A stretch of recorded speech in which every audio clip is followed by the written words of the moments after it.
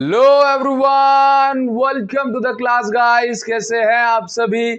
आज इस वीडियो में आपके लिए लेकर के आए हैं class 12th physics chapter 3 current electricity का एनसीईआरटी सॉल्यूशन। तो भाई एनसीईआरटी सॉल्यूशन जो हम करने वाले हैं ये एकदम आपके लेटेस्ट एंड रिवाइज्ड सिलेबस के अकॉर्डिंग होने वाला है। भाई चैप्टर 3 जो है हमारा करंट इलेक्ट्रिसिटी का, इस पर मैं अभी जस्ट 2 वीडियो कर चुका हूं जिसमें से आप सभी स्टूडेंट्स ने इसका डिटेल्ड वन शॉट देखा। और उस डिटेल्ड वन शॉट में देखिए करंट इलेक्ट्रिसिटी ये वाली वीडियो है, 11 दिन अभी इसको हुए हैं और करीब 3.5 घंटे की वीडियो है। लेकिन आप में से बहुत बहुत सारे स्टूडेंट्स को एंड तक देख करके गए और उन्होंने कमेंट करा कि सर मैं इस वीडियो में यहां तक आ चुका हूं, ये वीडियो मेरी पूरी हो गई, जबरदस्त तरीके से मजा आया इस वीडियो में हमने न्यूमेरिकल डेरिवेशन, ग्राफ, कॉन्सेप्ट सब किया। हाँ, तो जो बच्चा इस वीडियो को देख लेगा उसकी हाथ में ये मान के चलो करंट इलेक्ट्रिसिटी पूरी तरीके से आ जाएगी।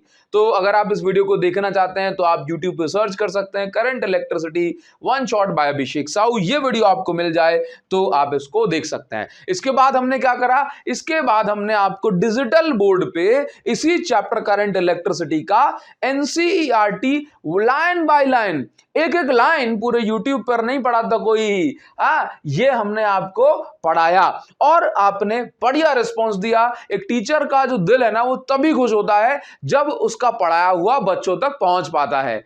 हाँ, तो मुझे एकदम मजा आता है आपको पढ़ाने में और लाइन बाय लाइन सीरीज जो चल रही है वो जरूर देखना। और हाँ, कल है 1 जून, हो सकता है आप 1 जून को ये वीडियो देख रहे हो। 1 तारीख को रात 8 बजे देखना ना भूलें। क्या सरप्राइज है, क्या स्पेशल है, जरूर से आपको देखना है। आपके काम की चीज है, फिजिक्स को आसान बना देगी। याद रखना पेड कोर्स नहीं है, अभी पेड कोर्स नहीं। जब तक पूरा सिलेबस फिजिक्स का पूरा नहीं करा दूंगा फ्री में तब तक कोई पेड कोर्स नहीं आएगा, याद रख लेना। ठीक है, हम चाहते हैं कि एक एक स्टूडेंट तक सब पहुंच जाए, उसके बाद जिन बच्चों का मन होगा वो देखेंगे। ठीक, लेकिन अभी कोई पेड कोर्स नहीं है। क्लियर, चलिए आगे बढ़ जाते हैं। और अभी हम इस वीडियो में क्या करने वाले हैं भाई, फिजिक्स के एनसीईआरटी सॉल्यूशन को पढ़ने वाले हैं। तो देखो, एक चैप्टर में जब आप इतना कुछ पढ़ लोगे ना, एनसीईआरटी के एक शब्द को पढ़ लोगे, वन शॉट लेक्चर में न्यूमेरिकल डेरिवेशन कर लोगे, बस ग्राफ वगैरह कर लोगे, एक्सरसाइज कर रहे हो, उसके बाद और थोड़ा बहुत जो पढ़ा है वो पढ़ लेना, आप 100 में से 100 नंबर भी ला सकते हैं। बस घबराना मत। ठीक है, तो चलिए पहले क्वेश्चन पे हम आ जाते हैं। पहला क्वेश्चन क्या है हमारा, ये देखो जरा। एनसीईआरटी अगर आपके पास नई वाली है बहुत अच्छी बात है, पुरानी है तब भी उसमें आपको ये फर्स्ट क्वेश्चन मिल जाएगा। हाँ, इसके जो एक्स्ट्रा क्वेश्चंस है, जितने क्वेश्चंस हम इस वीडियो में करेंगे, उन क्वेश्चंस के अलावा जो क्वेश्चंस हैं वो मीटर ब्रिज और पोटेंशियोमीटर से हैं, जो कि टॉपिक कंप्लीटली डिलीटेड है, उसमें से आपको क्वेश्चन नहीं करना है, आपके एग्जाम में नहीं आएगा। क्लियर है। चलो तो भाई देखिए जरा, फर्स्ट क्वेश्चन हमसे क्या कहा जा रहा है। इस क्वेश्चन में क्या दिया, एकदम आसान सा क्वेश्चन है। देखो क्या दे रहा है, the storage battery of car has an EMF of 12 volt. ये मान के चलो, मैंने बताया कि एक बैटरी है, इस बैटरी के 2 टर्मिनल है और इस बैटरी का जो ईएमएफ वो कितना है, 12 वोल्ट। अच्छा, जरा आप मुझे बताओगे ईएमएफ क्या होता है। ईएमएफ होता है maximum potential difference between terminals in open circuit. अगर ये मेरे पास बैटरी है, ये इसमें 2 टर्मिनल हैं, एक पॉजिटिव है एक नेगेटिव है, तो ये 2 टर्मिनल के बीच में कितना मैक्सिमम पोटेंशियल डिफरेंस होगा इन ओपन सर्किट, उसी पोटेंशियल डिफरेंस को मैं क्या बोलता हूं, मैं बोलता हूं ईएमएफ। ठीक है, ओपन सर्किट में ही क्यों बोलते हैं मैक्सिमम, क्योंकि अगर सर्किट क्लोज हो जाएगी तो करंट फ्लो होने लगेगा ना, तो कभी मैक्सिमम पोटेंशियल डिफरेंस बन ही नहीं पाएगा। क्लियर है। तो क्या कहा जा रहा है कि एक स्टोरेज बैटरी है, या कहें कि भाई एक बैटरी है जिसका ईएमएफ 12 वोल्ट है। इसकी इंटरनल रेजिस्टेंस जो है इस बैटरी की, देखो हर एक सेल, हर एक बैटरी के अंदर कुछ इलेक्ट्रोलाइट्स होते हैं जो कि आपस में एक दूसरे टकरा रहे होते हैं, क्योंकि आयंस, पॉजिटिव आयंस को यहां जाना है, नेगेटिव को यहां जाना है। तो हर एक सेल के अंदर इंटरनल रेजिस्टेंस होती है और उस इंटरनल रेजिस्टेंस की वैल्यू यहां पर कितनी दी है, 0.4 ओम। आगे क्या दे रहा है, what is the maximum current that can be drawn from the battery. कह रहा है कि what is the maximum current that can be drawn from the battery. तो भाई कितना मैक्सिमम करंट बैटरी से लिया जा सकता है। अब जिन बच्चों ने वन शॉट को देख रखा है वो बच्चे डायरेक्ट बता देंगे या उनको रिकॉल थोड़ा सा करना पड़ेगा। अदरवाइज मैंने प्रीवियस वीडियो में भी बताया था कि जब भी आपसे पूछा जाए कि मैक्सिमम करंट कब बनेगा तो उसके लिए हमने कंडीशन क्या बताई थी कि देखो एक बात बताओ, अगर यहां पे रेजिस्टेंस की वैल्यू ज्यादा है, ज्यादा रेजिस्टेंस लगी है तो करंट तो ऑब्वियस सी बात है ना कम होगा, लेकिन रेजिस्टेंस कम तो करंट बढ़ जाएगा, रेजिस्टेंस और कम तो करंट और बढ़ गया, रेजिस्टेंस बहुत कम तो करंट और बढ़ गया। तो मैक्सिमम करंट का जो केस होता है उस कंडीशन में हम मानते हैं कि लेट जो एक्सटर्नल रेजिस्टेंस है ये बहुत बहुत ज्यादा छोटी है तो हम इसको R इज इक्वल टू 0 मान लेते हैं, है ना। आप ऐसा बोल सकते हैं इसको कि हमारे पास एक बैटरी है और उस बैटरी को डायरेक्ट हमने क्या करा, उस बैटरी को डायरेक्ट हमने क्या किया कि रेजिस्टेंस की बजाय हमने एक वायर लिया और इस वायर से डायरेक्ट जाकर के इसको कनेक्ट कर दिया। हाँ, और हमने ये अज्यूम कर लिया कि भाई उस वायर की जो कोई डिवाइस लगाया ना, कोई बल्ब लगाया ना, एलईडी लगाई ना, पंखा चलाया, बस डायरेक्ट एक टर्मिनल से दूसरे टर्मिनल को कनेक्ट कर दिया। तो ऐसे केस में जो रेजिस्टेंस होती है वो बहुत ज्यादा ही कम हो जाती है और बहुत रैपिड करंट जो है वहां पे फ्लो होता है और हम देखते हैं कि बैटरी बहुत जल्दी ही डिस्चार्ज हो गई। क्यों? क्योंकि आपने डायरेक्ट जोड़ दिया ना, बीच में कोई डिवाइस नहीं लगाया, कोई डिवाइस नहीं लगाया तो इसका मतलब जल्दी से डिस्चार्ज हो जाएगी वो बैटरी। तो आप हमेशा याद रखिए कि कभी भी बोले शॉर्ट सर्किट वाला केस या फिर मैक्सिमम करंट वाला केस, ऐसी कंडीशन में कैपिटल आर की वैल्यू 0 हो जाती है। तो बस अब आप यहां पे निकालिए जरा, जब भी आपसे बोल रहा है कि ईएमएफ क्या होता है तो आप क्या याद रखेंगे, EMF is equal to current is equal to I upon capital R plus small R. क्योंकि देखो यहां पर ईएमएफ की बात कर रहा है तो ईएमएफ एक्चुअल में क्या होता है, ईएमएफ एक्चुअल में होता है कि भाई maximum potential difference in open circuit, वो तो हमने बता दिया, लेकिन एक्चुअल में ईएमएफ क्या है, energy required by charge to complete its one cycle. तो आप इसको ऐसे भी देखते हैं कि भाई ईएमएफ क्या है, ईएमएफ इज इक्वल टू किसी चार्ज को एक कंप्लीट साइकिल करने में जो एनर्जी लगती है। तो मान के चलो चार्ज यहां से चलना स्टार्ट हुआ तो देखो ये पहले एक्सटर्नल रेजिस्टेंस को पास करेगा तो आई इज इक्वल टू कैपिटल, ये करंट जो है एक्सटर्नल रेजिस्टेंस भले ही बहुत कम है लेकिन यहां से पास करेगा, प्लस इसके बाद करंट जो आएगा ये चार्ज वापस से आएगा और उसको इंटरनल रेजिस्टेंस से भी पास होना पड़ेगा। तो ये हो गया, तो यहां से फॉर्मूला बनता है आई कॉमन आ गया, ठीक है। तो आई का जो फॉर्मूला बन गया करंट का वो कितना हो गया, E upon capital R plus small R, ये फॉर्मूला बन गया। क्लियर है। अब आप यहां पर ध्यान दो जरा कि I is equal to E, EMF की वैल्यू क्या है 12, ठीक। और ऐसे केस में रेजिस्टेंस अगर 0 हो गई तो आप ये देखो कि यहां पर इंटरनल रेजिस्टेंस की वैल्यू क्या है 0.4, तो यहां से डेसिमल हटेगा ये पहुंच जाएगा। तो आई इज इक्वल टू, मैं डायरेक्ट बोल सकता हूं आई इज इक्वल टू कितना आ गया 30 एम्पियर। भाई क्वेश्चन में तो कुछ भी नहीं है, क्वेश्चन में कुछ भी नहीं है, लेकिन आपको हमेशा याद रखना है कि आर की वैल्यू 0 कब लेनी है। तो आप कब बोल सकते हैं कि जब शॉर्ट सर्किट हो जाए। शॉर्ट सर्किट भी कब किसे कहा जाता है, ऐसा कंडीशन जब एक्सटर्नल रेजिस्टेंस की वैल्यू 0 हो जाती है। शॉर्ट सर्किट में आर 0 होता है और कब 0 होता है, मैक्सिमम करंट वाले केस में भी आर को 0 रख के आप काम चलाएं। क्लियर है। तो ये आपका जो है फर्स्ट क्वेश्चन हो गया। टेलीग्राम ग्रुप को आप ज्वाइन कर सकते हैं, वहां पर आपको हर एक चीज की पहले से नोटिफिकेशन मिल जाती है। क्लियर है ना। तो जो बच्चे देख रहे हैं, कल 1 तारीख है 1 जून 2023, कल जो वीडियो अपलोड होगी उसको जरूर से जो है देखना ना भूलें। क्लियर है, आपके लिए कुछ बहुत ज्यादा खास है। ठीक, चलिए आगे बढ़ जाते हैं। नाउ नेक्स्ट अभी हम बात करेंगे भाई जो नेक्स्ट क्वेश्चन हमें मिल रहा है question number 2, new NCERT. Clear है। इस क्वेश्चन में क्या दे रहा है, a battery of EMF 10 volt and internal resistance 3 ohm is connected to a resistor. ठीक, ऐसा फिर से बना देते हैं कि मान के चलो हमारे पास एक बैटरी है, ये बैटरी में 2 टर्मिनल हो गए, ठीक है। इस बैटरी का ईएमएफ कितना है 10 वोल्ट। इस बैटरी में लेट्स से ये वाला टर्मिनल पॉजिटिव है, यह टर्मिनल नेगेटिव है, ठीक है। इस बैटरी की खुद की इंटरनल रेजिस्टेंस कितनी है, small R is equal to 3 ohm, is now connected to a resistor, मतलब इसको एक रजिस्टर से कनेक्ट कर दिया गया है। तो यहां पर हमने दिखाया कि भाई इस रजिस्टर से इसको कनेक्ट करा है और इस रजिस्टर की वैल्यू कितनी है इस रजिस्टर की वैल्यू कितनी है नहीं बताया, बस ये बताया कि इस रजिस्टर से कनेक्ट करा है तो करंट की वैल्यू कितनी फ्लो हो रही है इसके अंदर 0.5 एम्पियर, बस इतनी सी बात इसने बोली है। अब क्या पूछ रहा है, what is the resistance of register. भाई अब आप ये देखो, आपको रेजिस्टेंस निकालनी है कि ये जो आपने रजिस्टर लगाया हुआ है इसकी रेजिस्टेंस कितनी है, तो फिर से आप सेम फॉर्मूला लगाएंगे और सेम फॉर्मूला क्या कह रहा है, बस ये I is equal to E upon capital R plus R।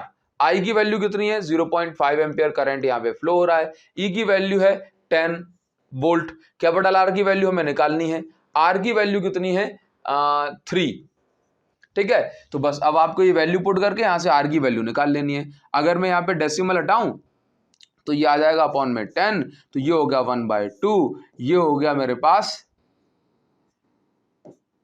10 upon R plus 3। Clear है ना। चलिए इसके बाद आप ये देखो, यहां पर R प्लस 3 आ जाएगा इस साइड क्रॉस मल्टीप्लाई करके और यहां पहुंच जाएगा 20, ठीक। तो R की वैल्यू कितनी आ गई 20 माइनस 3, तो ये हो गया 17 ओम।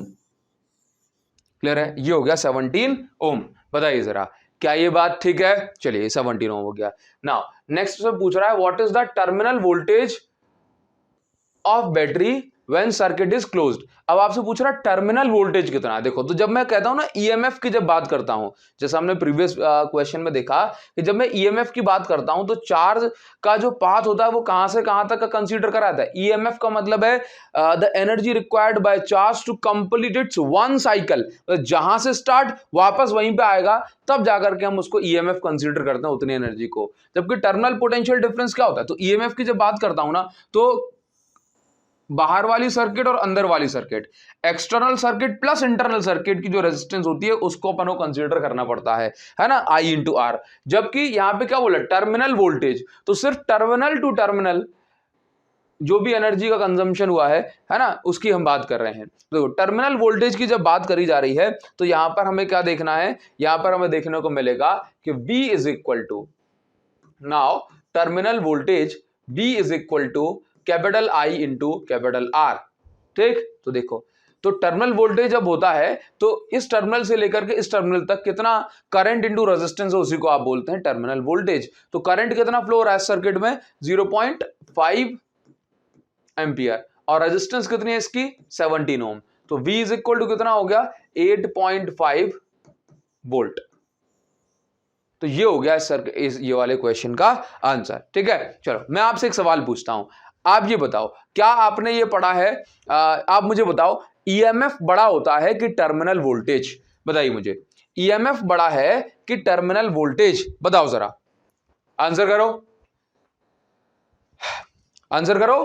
ईएमएफ बड़ा होता है ना, क्यों, ईएमएफ पूरी साइकिल की एनर्जी होती है, टर्मिनल वोल्टेज ओनली यहां से लेके यहां तक, पोटेंशियल डिफरेंस बिटवीन, ठीक है ना। अभी देखो, तो और वैसे भी अभी आप यहां से भी अंदाजा लगा सकते हैं कि ईएमएफ 10 वोल्ट है जबकि टर्मिनल वोल्टेज कितना आ रहा है 8.5 वोल्ट। अच्छा, तो नॉर्मल कंडीशन में ये ज्यादा होता है। अच्छा, अब मुझे ये बताओ कि क्या टर्मिनल वोल्टेज ही बड़ा होता है।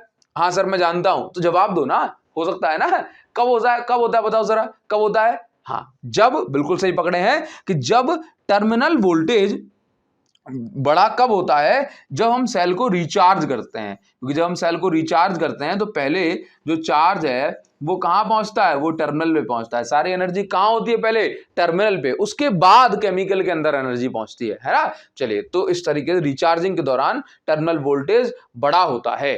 क्लियर। अभी देखो एक क्वेश्चन हमें करने को मिलेगा, आप इसका स्क्रीनशॉट ले सकते हैं, पिछले क्वेश्चन का भी, और ये पिछले क्वेश्चन का स्क्रीनशॉट ले लो यहां से, और ये वाले क्वेश्चन नंबर 2 का ये ले लो, ठीक है ना। अभी हम आ जाते हैं क्वेश्चन नंबर 3 पे। अच्छा, मैं आपको बता दूं कि जो बच्चे पुरानी बुक यूज कर रहे हैं उनके लिए क्वेश्चन नंबर 5 होगा, क्योंकि जो पुरानी वाली बुक में ना जो 3rd और 4th नंबर का क्वेश्चन है ये सीरीज और पैरेलल कॉम्बिनेशन का क्वेश्चन है, जो कि अब ज्यादातर बोर्ड्स में, जैसे अगर मैं एमपी में रहता हूं तो अगर मैं एमपी बोर्ड की बात करूं तो वहां से भी हट चुका है combination of resistance, metre bridge, और क्या बोलते हैं पोटेंशियोमीटर, ये सारी चीजें हट चुकी हैं, और सीबीएसई में से भी हट चुकी हैं।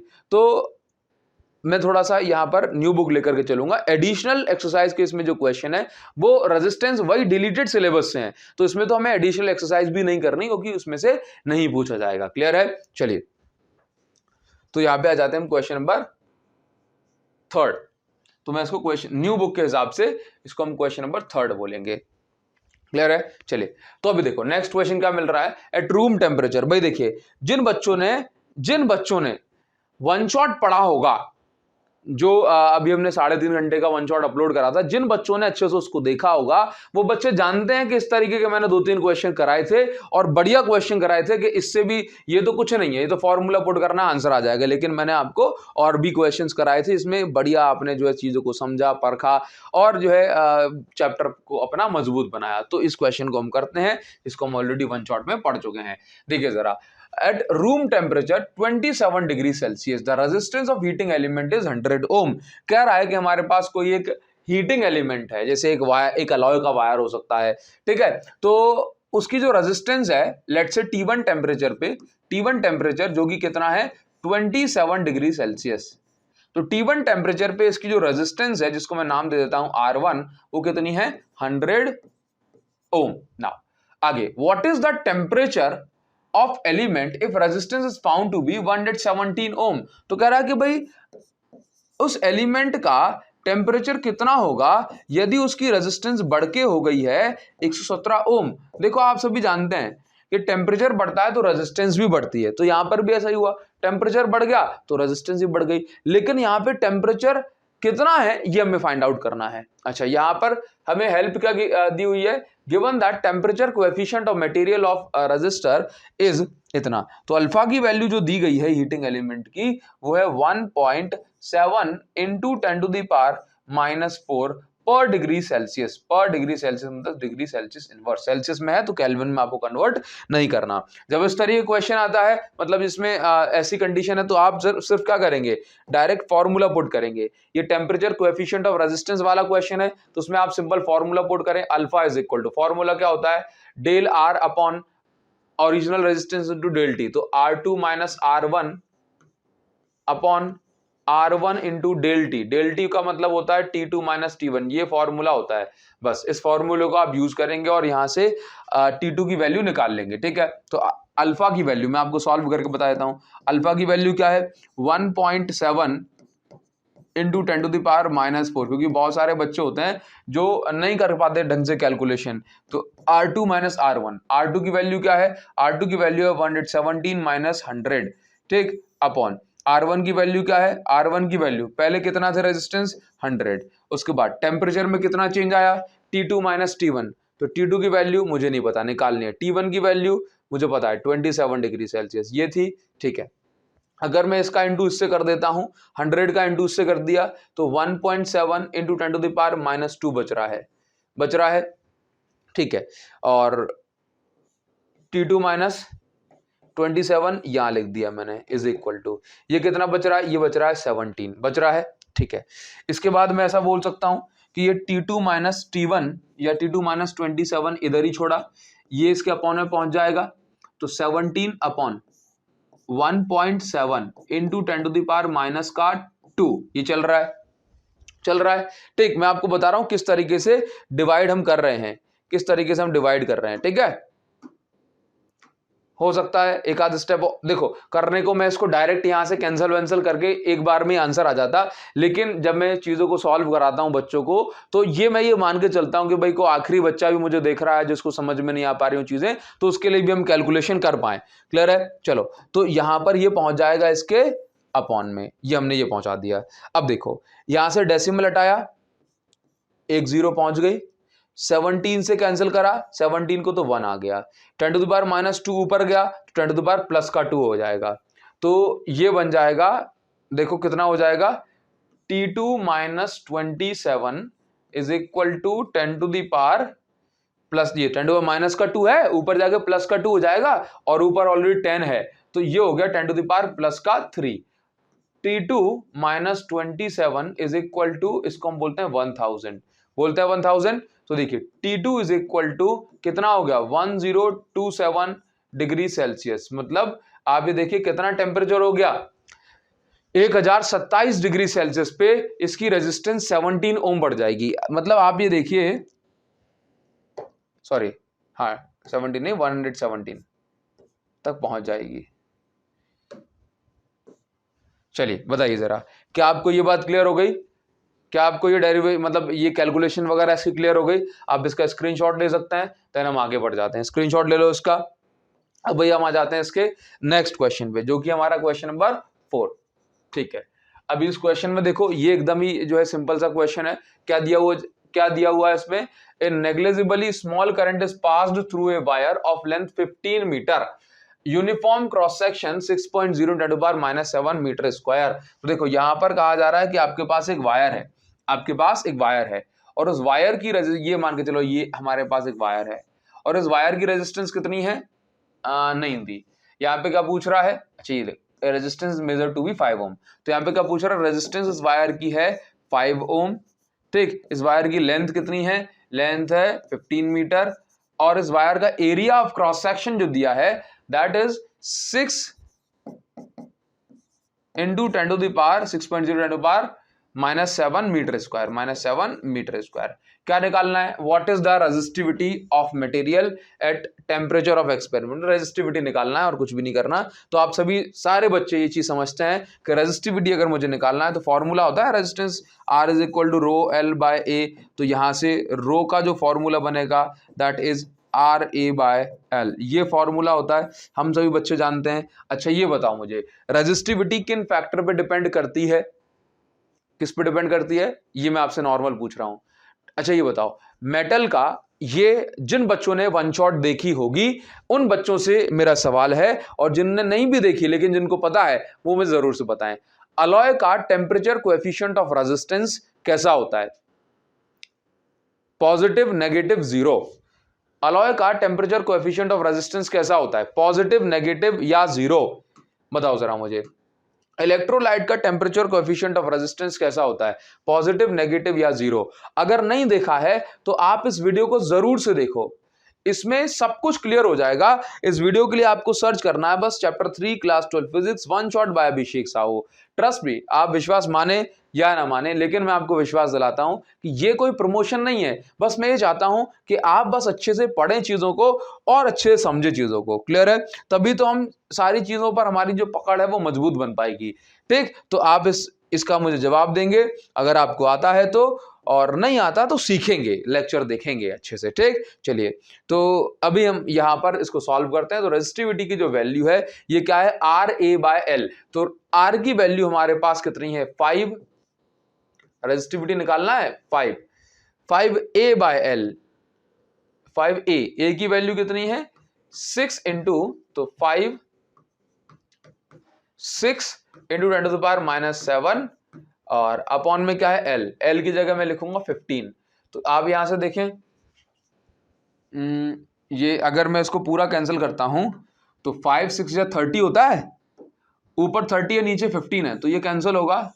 तो क्या बच जाएगा? R rho is equal to, ऊपर बचेगा 2, तो 2 इंटू 10⁻⁷, यूनिट क्या हो जाएगी? ओम मीटर। ये रेजिस्टिविटी या स्पेसिफिक रेजिस्टेंस की यूनिट होती है। बताइए, इसमें कोई प्रॉब्लम वाली बात नहीं है ना? अपन को सीख जाएंगे, कोई भी कैलकुलेशन ये तो आएगा ही नहीं क्वेश्चन आपके एग्जाम में, है ना? वो तो बस एनसीईआरटी ने दे रखा है इसमें। क्लियर? चलिए नेक्स्ट क्वेश्चन पे आ जाते हैं हम, क्वेश्चन नंबर 5। अभी इस क्वेश्चन नंबर 5 में क्या दिया हुआ है जरा एक बार देख लेते हैं। फिर से टेम्परेचर कोएफिशिएंट ऑफ रेजिस्टेंस वाला जो है क्वेश्चन ये आ गया, लेकिन एकदम आसान है। अगर आप इसमें छोटी सी बात को पकड़ लेंगे तो ये बहुत ज्यादा आसान हो जाएगा क्वेश्चन आपके लिए। देखते हैं जरा क्या दिया जा रहा है इस क्वेश्चन में। Silver wire has a resistance of 2.1 ohm at 27.5 degree Celsius. देखिए इस क्वेश्चन में क्या दिया जा रहा है कि ये हमारे पास एक सिल्वर वायर है, ठीक है, और इस सिल्वर वायर की जो रेजिस्टेंस है मैं इसको R1 नाम दे देता हूं। कितनी है? 2.1 ओम ये रेजिस्टेंस है।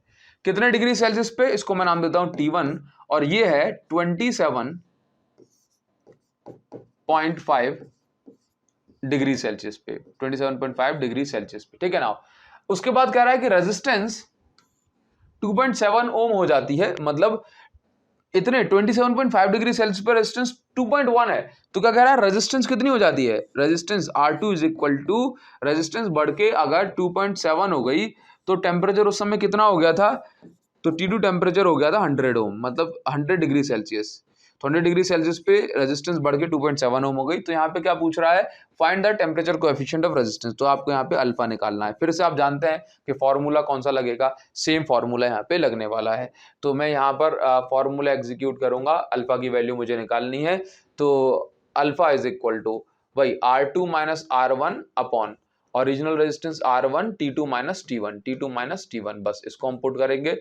Alpha is equal to R2 minus R1 अगर मैं करता हूं, R2 की वैल्यू कितनी है 2.7 माइनस इसकी वैल्यू है 2.1 अपॉन R1 की वैल्यू है 2.1 इंटू ब्रैकेट में ले लेता हूं T2 की वैल्यू है 100 माइनस T1 की वैल्यू है 27.5। क्लियर। अल्फा की वैल्यू हमें निकालनी है, ठीक है। ऊपर कितना बच रहा है 0.6 बच रहा है, नीचे कितना बच रहा है 2.1, ठीक है। 2.1 इनटू में यहां पे कितना हो जाएगा, ये हो जाएगा मेरा 72.5 कितना हो जाएगा ना, इसका डेसिमल हटा दिया, इसका डेसिमल हटा दिया, ठीक है, कोई दिक्कत नहीं आई। यहां पे अगर मैं इसको डिवाइड करूं तो ये कैंसिल होगा, 2 3 जा 6, सॉरी 3 2 जा 6, 3 7 जा 21, ठीक है। चलिए अगर मैं यहां पर डिवाइड वगैरह करूं तो कितना मिल जाएगा, 72.5 का इंटू कर देता हूं। पहले मैं एक काम करता हूं, तो अगर मैं इसका इंटू कर दूं 72.5 का 7 से,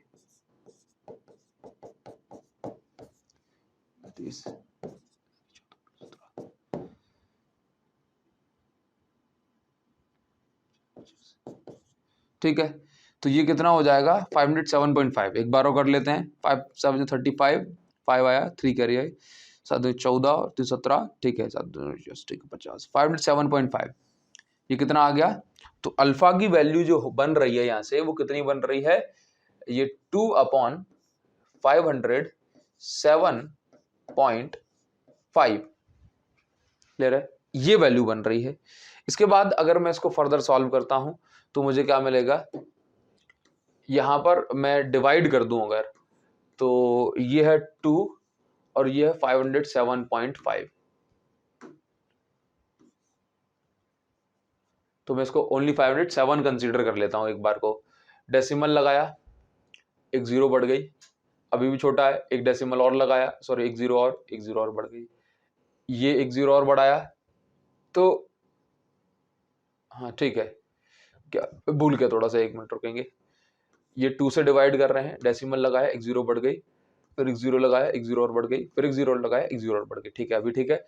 अब जाकर जी ये काम बनेगा अपना, है ना। अगर 4 से करेंगे तो नहीं कटेगा, 3 से करेंगे तो कट जाएगा, 3 7 जा 21, 3 5 जा 15, ठीक है। अब ये मेरे पास कुछ बच रहा है, यहाँ पे 9 बचेगा, यहाँ पे 7 बचेगा, यहाँ पे 4 बचेगा, तो 479 ये बच जाएगा।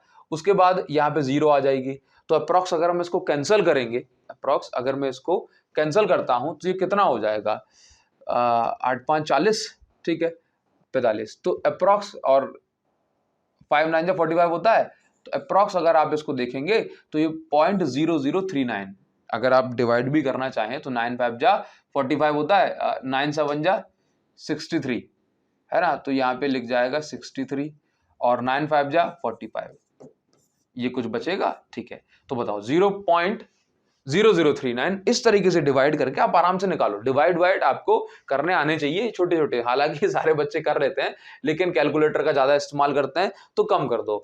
कैलकुलेटर का इस्तेमाल हम कब करते हैं, जब वीडियो की टाइमिंग थोड़ा सा जो है शॉर्ट रखनी है, तब हम थोड़ा सा कैलकुलेशन का इस्तेमाल जो है कैलकुलेटर को यूज करते हैं। अदरवाइज कोशिश करना चाहिए कि आप खुद से करें, ठीक। 0.0039 और ये डिग्री सेल्सियस इनवर्स में हो जाएगा। अब इसका स्क्रीनशॉट ले सकते हैं और हम आगे बढ़ जाएंगे। स्क्रीनशॉट ले लो इसका। अभी हम आ जाते हैं नेक्स्ट क्वेश्चन, जो कि हमारा क्वेश्चन नंबर 6। क्लियर, चलिए आगे बढ़ जाते हैं। अभी देखिए यहां पर क्या है, फिर से टेम्परेचर कोएफिशिएंट ऑफ रेजिस्टेंस का क्वेश्चन मिल गया। थोड़ा सा दिमाग लगाना है और आराम से बन जाए, कोई दिक्कत वाली बात नहीं है। इसमें पूरा दिखाई पड़ रहा है, ठीक है। देखिए जरा, तो यहाँ पर आपको समझना है heating element using nichrome connected to 230 volt. मान के चलो ऐसा है कि हीटिंग एलिमेंट है, मतलब एक वायर है जो कि कौन सा है, जो कि नाइक्रोम वायर है, नाइक्रोम वायर है। ठीक, आपने इसको कनेक्ट करके रखा है एक बैटरी से। बैटरी का जो वोल्टेज है दैट इज 230 वोल्ट। ठीक, तो इसमें कितना करंट फ्लो हो रहा है इनिशियली इसमें कितना करंट फ्लो हो रहा है, इनिशियली इसमें फ्लो हो रहा है करंट 3.2 एम्पियर। ठीक, नाउ आगे क्या दिया जा रहा है, which settles after few second to steady value of 2.8 ampere. देखो क्या हुआ कि ये हमारे पास एक नाइक्रोम वायर है। ठीक, नाइक्रोम वायर एक नाइक्रोम क्या है, अलॉय है, निकेल क्रोमियम आयरन का। ठीक है, अलॉय है, अलॉय की रेजिस्टिविटी बहुत ज्यादा हाई होती है। अगर रेजिस्टिविटी बहुत हाई होती है और तो आप ये देखेंगे कि कई बार क्या होता है, रेजिस्टिविटी हाई होने से भाई टेम्परेचर बढ़ेगा वायर का, टेम्परेचर बढ़ने से रेजिस्टेंस और बढ़ेगी, तो करंट की वैल्यू ड्रॉप हो जाती है। तो वही चीज यहाँ पे बोली जा रही है। यहाँ पर क्या बोला जा रहा है कि ये नाइक्रोम वायर है, 230 वोल्ट सप्लाई से इसको जोड़ा गया है। तो पहले जो करंट था, ये कितना करंट था, 3.2 एम्पियर, जो कि कुछ टाइम के बाद after few second settles to a steady value of 2.8 ampere. कुछ टाइम के बाद इसकी जो वैल्यू है, ये इस करंट की वैल्यू कितनी हो जाती है, 2.8 एम्पियर। तो मैं यहां पर अगर देखूं कि पहले जो रेजिस्टेंस थी R1 वो कितनी थी, V/I1। ठीक है, तो आप यहां से V/I1 करेंगे 230 अपॉन करंट की जो वैल्यू है 3.2 एम्पियर, हम इसको यूज करेंगे। तो यहां से आपको R1 की वैल्यू जो है ये मिल जाएगी। तो यहां से आपने डेसिमल हटाया और एक ये जीरो लगा दी, 2300 में डिवाइड कर दो, कितने का, 32 का करोगे तो आप यहाँ पर देखोगे कि भाई जैसे मान के चलिए कि 32 का डिवाइड कर दो और 32 8 जा 8 24 ज्यादा हो जाएगा, 32 7 जा तो 7 21 7 14, तो 224 ये इतना हो जाएगा। ठीक है, और उसके बाद यहाँ पे कितना बचेगा, ये बचेगा 6 और ये बचेगा 0। तो यहाँ पर और कितना, 32 2 जा 64 सॉरी 1 जा। ठीक, डेसिमल लगाया 0 आ गया। तो ये आपका अब कितना चला जाएगा,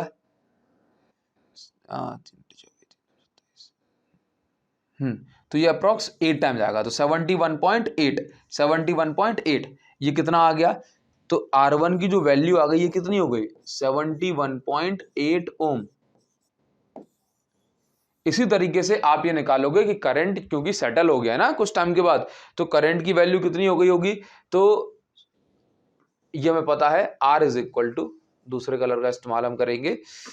ये बात समझ में आ रही है कि हमने यहां से इन वैल्यू से रेजिस्टेंस निकाल ली, क्योंकि टेम्परेचर कोएफिशिएंट वाला क्वेश्चन है, तो हमें इस फॉर्मूले में रेजिस्टेंस जरूरत पड़ेगी। इन्हीं सारी बातों को ध्यान में रखते हुए हमने रेजिस्टेंस को यहाँ पे निकाला है। ठीक है, अदरवाइज हमें कैसे पता पड़ता है कि रेजिस्टेंस निकालनी है इसमें ना। तो R2 की वैल्यू को हम निकालेंगे, तो R2 इज इक्वल टू क्या होगा, V2/I2 ये होगा। ठीक है, अभी इसके बाद R2 is equal to V2 की वैल्यू, सॉरी वोल्टेज तो नहीं बदला ना, वोल्टेज नहीं बदला, तो यहाँ पे 230 वोल्ट अपॉन I2, करंट कितना हो गया सर, करंट हो गया 2.8 एम्पियर। 2.8 एम्पियर का मतलब है मैं यहाँ से डेसिमल हटाऊंगा और एक जीरो यहाँ पे आ जाएगी, फिर मैं डिवाइड करूंगा 2300 का कितने से, 28 से, तो ये मेरा अप्रॉक्स कैंसिल हो जाएगा 8 टाइम्स। ठीक है, तो 8 8 जा 64 होता है। ठीक है, 64 होता है। ठीक, और 64 कैरी 2 आई 16 22। ठीक है, तो 224। ठीक है, अब ये मेरा इतना हो गया, 6 बचा, फिर ये 0 आ गया। अब इसके बाद मैं इसको कैंसिल करूंगा तो 2 टाइम्स ये कट जाएगा 54, फिर ये बचेगा 6, डेसिमल लगा दिया 0 आ गया, फिर ये 2 टाइम्स कट जाएगा, तो ये मेरा 82.2 अप्रॉक्स ये चला जाएगा। तो R2 की वैल्यू कितनी हो गई, R2 इज इक्वल टू 82.2 ओम। बताइए क्या ये बात क्लियर है। तो यहां से मुझे R1 की वैल्यू भी मिल गई और R2 की वैल्यू मिल गई। अब मुझे क्या करना है, कि मैं यहां पर पूछा क्या जा रहा है, what is the steady temperature of heating element if room temperature is 27 degree Celsius. यहां पे क्या पूछ रहा है कि पहले रूम टेम्परेचर कितना था, T1 की वैल्यू 27 डिग्री सेल्सियस, तो कुछ टाइम के बाद करंट की एक स्टेडी वैल्यू, एक कांस्टेंट वैल्यू बन गई थी, तो पूछ रहा है कि वो कांस्टेंट टेम्परेचर कितना है, मतलब यहाँ पे T2 की वैल्यू आपको निकालनी है। देखो दिया जा रहा है व्हाट इज द, देखो इसमें क्या दिया था कि पहले 3.2 एम्पियर करंट फ्लो हो रहा था जो कि कुछ समय के बाद सेटल हो गया, और कितना, एक स्टेडी वैल्यू ऑफ करंट आपको मिली, क्या मिली, एक स्टेडी, एक मतलब एक कांस्टेंट वैल्यू ऑफ करंट आपको मिली, कितनी, 2.8 एम्पियर। तो पूछ रहा है कि जब आपको एक कांस्टेंट वैल्यू ऑफ करंट मिली तो वो कांस्टेंट टेम्परेचर कितना था, हाँ वो कांस्टेंट टेम्परेचर कितना था यदि रूम टेम्परेचर 27 डिग्री सेल्सियस था, मतलब पहले 27 डिग्री सेल्सियस था तो बाद में जब स्टेडी करंट मेंटेन हुआ तब टेम्परेचर कितना हो गया। तो T2 की वैल्यू आपको यहां पे निकालनी है, अल्फा की वैल्यू आपको यहां पे गिवन है 1.7 इंटू 10⁻⁴ डिग्री सेल्सियस इनवर्स। ये क्वेश्चन आपको मिल रहा है। अब इस क्वेश्चन में हम वैल्यूज पुट करेंगे और इसका आंसर मुझे आप निकाल के बताओगे। चलो मैं वैल्यू पुट कर देता हूं। तो अल्फा की वैल्यू हमें दी जा रही है, T2 की वैल्यू मुझे निकालनी है, तो R2 minus R1 upon R1, अभी लिख देते हैं T2 माइनस T1, ठीक है। अल्फा की वैल्यू मुझे गिवन है, चलो मैंने ये लिख दी 1.7 10⁻⁴, और एक minute, is equal to R2 minus R1 करेंगे तो R2 की वैल्यू 82.2 है, माइनस इसकी वैल्यू कितनी है 71.8 है, 71.8 है। R1 की वैल्यू फिर से अगर हम पुट करें 71.8 है, और T2 की वैल्यू 27 है, माइनस T1 की वैल्यू हम एज इट इज पुट करेंगे, बस। अब आपको इसको सॉल्व करना है, ये सॉल्व करना बहुत आसान है। अगर आप सही सही वैल्यूज लेते हैं, डेसिमल को भी अच्छे से जो है ध्यान रखेंगे, तो आपका जो एनसीईआरटी का आंसर है एज इट इज वही आंसर आ जाएगा। अगर मैं इसको सॉल्व करूं फर्दर तो आप ये देखेंगे कि जैसे, चलो इसको क्यों ले जा रहा हूं मैं उल्टा, एक काम कर देते हैं, चलो इसको मैं यहाँ ले जाता हूँ और इसको यहाँ ले आता हूँ नीचे। तो चलो आप यहाँ पर देखो, ठीक है, ऐसा कर लेता हूं और ज्यादा आसान हो जाएगा कि सिर्फ इसको ले जाता हूं ऊपर, सिर्फ इसको। तो आप यहां से देखें 27 माइनस T1, ठीक, यहां पे 82 में से 71.8 जाएंगे, 82.2 माइनस 71.8, यहां पे कितना बचेगा, यहाँ 4 बचेगा, यहाँ पे कितना बचेगा, यहाँ 0 बचेगा, और यहाँ कितना बचेगा, यहाँ बचेगा 1, तो ये 10.4 आ जाएगा, ठीक है ना, 10.4, 71.8 प्लस 10.4, तो ये 12, ये जो, ठीक है 82.8, ठीक। तो देखिए जरा, तो 10.4 ही हमारा निकल के आ गया, ठीक है। नीचे कितना है, नीचे जो रखा हुआ है 71.8, ये हमने एज इट इज रखा, इंटू 1.7 इंटू 10⁻⁻⁴, ये यहां आ गया। इसके बाद अगर मैं एक मिनट, यहाँ पे ये गड़बड़ है, यहाँ पे मुझे ऐसा करना चाहिए, T2 की वैल्यू मुझे निकालना, T2 माइनस T1 की वैल्यू मुझे पता है 27 डिग्री सेल्सियस, ठीक है। तो यहां पर मैं ऐसे पुट करूंगा, ये ऊपर चला जाएगा, तो T2 माइनस 27 डिग्री सेल्सियस, ठीक है।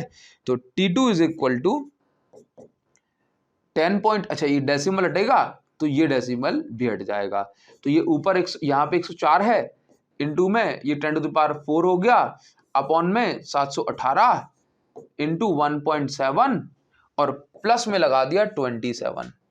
एलसीएम मतलब कोई दिक्कत नहीं है, पहले सॉल्व कर लो इसको पूरा, और ये माइनस का 27 यहाँ लिखा हुआ है, बस को यहाँ पे ले जाके पलट देना, ठीक। चलिए अब इतना काम मैं आपसे लेना चाहूंगा।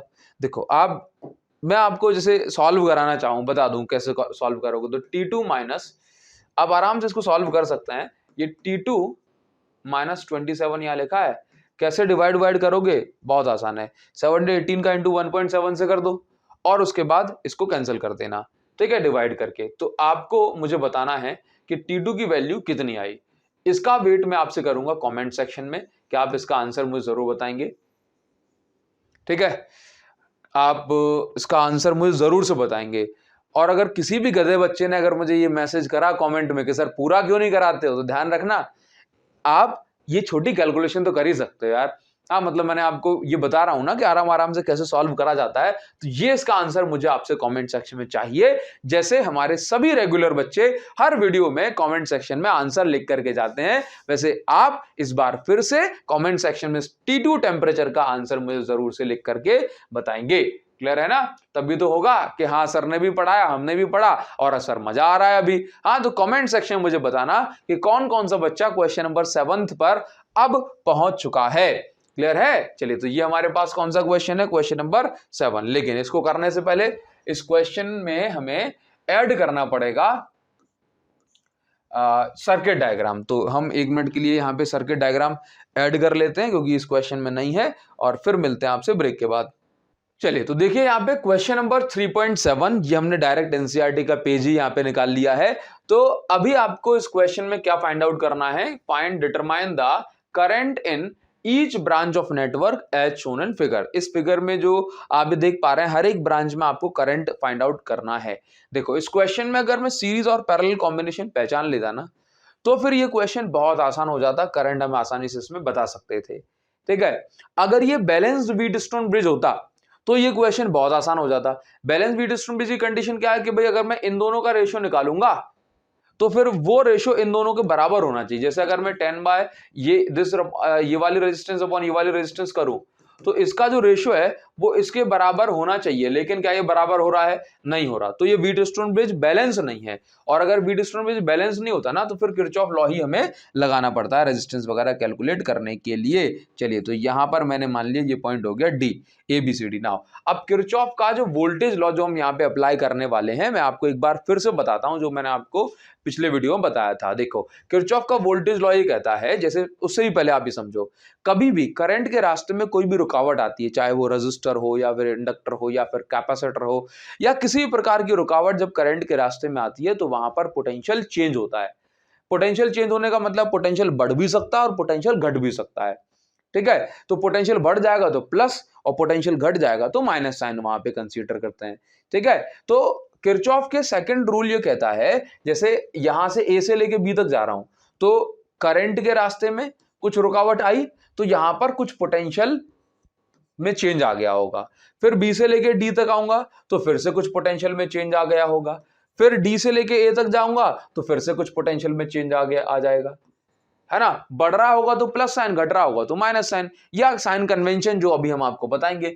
तो किरचॉफ ने ये कहा कि जब मैं इन सभी चेंज इन पोटेंशियल का सम करता हूं तो एक क्लोज लूप में वो सम कितना आना चाहिए? एक क्लोज लूप में वो सम 0 होता है। तो the sum of all changes in potential in a close loop is always equal to 0 according to the Kirchhoff voltage law. ठीक है, अच्छा, यहां पर हम साइन कन्वेंशन की बात करते हैं। तो एक बच्चे ने प्रीवियस वीडियो में कमेंट करा था कि सर ये वाली पर्टिकुलर रेफरेंस बुक में ये वाले साइन कन्वेंशन यूज करे गए हैं, तो क्या मैं यूज कर सकता हूं? बिल्कुल कर सकते हो, लेकिन जो मैंने आपको बताया अगर आप उसको भी यूज करते हैं तो आपके लिए थोड़ी सी ज्यादा आसानी हो जाएगी। देखो, तो जो साइन कन्वेंशन मैं यूज करता हूं वो ये है कि अगर जो हमारी डायरेक्शन ऑफ कैलकुलेशन है वही करंट की डायरेक्शन है तो कैसा साइन लो? कैलकुलेशन की डायरेक्शन करंट की डायरेक्शन सेम है तो पॉजिटिव साइन लो। ठीक है, और करंट की डायरेक्शन और हमारी डायरेक्शन अगर ऑपोजिट है किसी पर्टिकुलर ब्रांच में तो नेगेटिव साइन ले लो, I इंटू आर मतलब वोल्टेज के आगे। और अगर बैटरी की बात कर रहे हैं तो जैसे बैटरी में आगे बढ़ते समय, लूप में आगे बढ़ते समय अगर बैटरी का नेगेटिव टर्मिनल पहले आ रहा है तो माइनस साइन लेंगे, और अगर बैटरी का पॉजिटिव टर्मिनल पहले आ रहा है तो प्लस साइन लेंगे। ऐसा आप यहाँ पे ध्यान रखोगे। ठीक है, बाकी जो साइन कन्वेंशन आपको अच्छे लगते हैं वो यूज करो। ठीक है, लेकिन एक ही चीज पकड़ के चलें। क्लियर? आप इसका स्क्रीनशॉट ले सकते हैं। ठीक है, मैं इसको हटा देता हूं और मैं उम्मीद करूंगा कि आपने जो है मुझसे प्रीवियस वीडियो में सीखा होगा या आप यही साइन कन्वेंशन यूज कर रहे हैं। तो हम आगे बढ़ते हैं। देखिए, तो यहाँ पे सबसे पहले हमें करंट कैलकुलेट करना है। तो लेट से मैंने माना कि इस बैटरी में से जैसे ABCD ये पॉइंट हो गए, इस बैटरी को हमने नाम दे दिया E। ठीक है, तो ABCDE और ये इसको मैं दे देता हूँ F और इसको मैं नाम देता हूँ G। तो यहाँ पर मैं पहले एक लूप में वर्क करूंगा A इस तरीके से। ठीक है, इस लूप में हम वर्क करने वाले हैं। चलो, और आसान करने के लिए मैं इसको ऐसे बना देता हूं। क्या डायरेक्शन ऑफ कैलकुलेशन हमने कंसीडर करी है? ये करी है क्लॉकवाइज। कैसी? क्लॉकवाइज। हमने डायरेक्शन कैसी कंसीडर करी है? क्लॉकवाइज डायरेक्शन हमने कंसीडर करी है। यहां पे भी हम क्लॉकवाइज डायरेक्शन ही कंसीडर करेंगे, हर जगह हम क्लॉकवाइज डायरेक्शन कंसीडर करेंगे।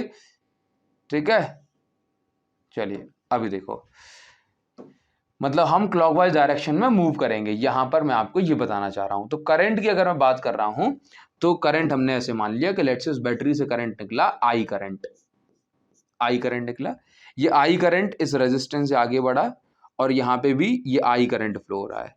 इसके बाद इसको दो रास्ते मिल गए, यहाँ पे बना I1 और यहाँ पे पहुंचा I2 करंट। ये I1 वाला पार्ट ऊपर गया और इसमें से कुछ करंट नीचे आ गया, यहां से कुछ करंट नीचे, तो I3 हमने नीचे मान लिया। तो I1 में से I3 निकल गया तो क्या बचा? I1 minus I3।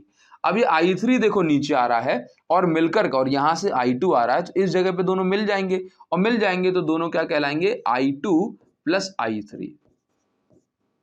ठीक है, चलिए नाउ इस जगह पे कौन कौन मिल जाएगा? I2 प्लस I3 नीचे से आ रहे हैं वो मिल जाएंगे, और I1 माइनस I3 ऊपर से आ रहे हैं वो मिल जाएंगे। I1 माइनस I3 ऊपर से आ रहे हैं वो मिल जाएंगे। I3 से I3 कैंसिल, तो क्या बचा?